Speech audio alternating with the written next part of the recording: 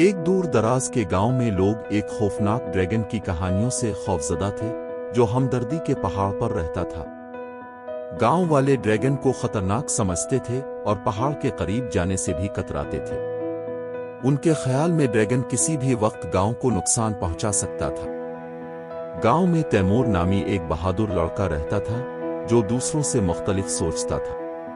وہ نہیں مانتا تھا کہ ڈریگن اتنا خوفناک ہے جتنا لوگ بتاتے ہیں۔ ایک دن تیمور نے فیصلہ کیا کہ وہ خود پہاڑ پر جا کر ڈریگن سے ملے گا اور حقیقت کا پتہ لگائے گا۔ تیمور پہاڑ پر چڑھ گیا اور جب وہاں پہنچا تو اسے حیرانی ہوئی کہ ڈریگن بالکل بھی خوفناک نہیں تھا۔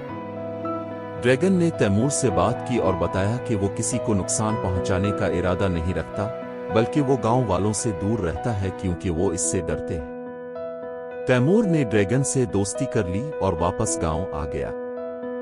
جب تیمور گاؤں واپس آیا تو اس نے لوگوں کو بتایا کہ ڈریگن دراصل کوئی نقصان نہیں پہنچائے گا، مگر گاؤں والوں نے اس کی بات پر یقین نہیں کیا، انہیں صرف کہانیاں یاد تھیں۔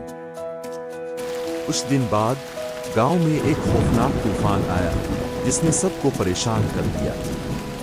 گاؤں والے نہیں جانتے تھے کہ وہ کیسے اس طوفان کا سامنا کریں گے۔ اچانک ڈریگن آسمان میں نمودار ہوا اور اپنی طاقت سے طوفان کو روک دیا، جس سے گاؤں تباہی سے بچ گیا۔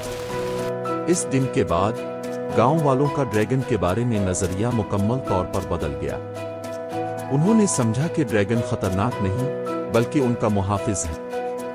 یوں تیمور کی بہادری اور ڈریگن کی مدد سے گاؤں میں ہمیشہ کے لیے امن اور خوشی قائم ہو گئی۔ ڈریگن جو کبھی تنہا تھا اب گاؤں والوں کا دوست اور محافظ بن گیا تھا۔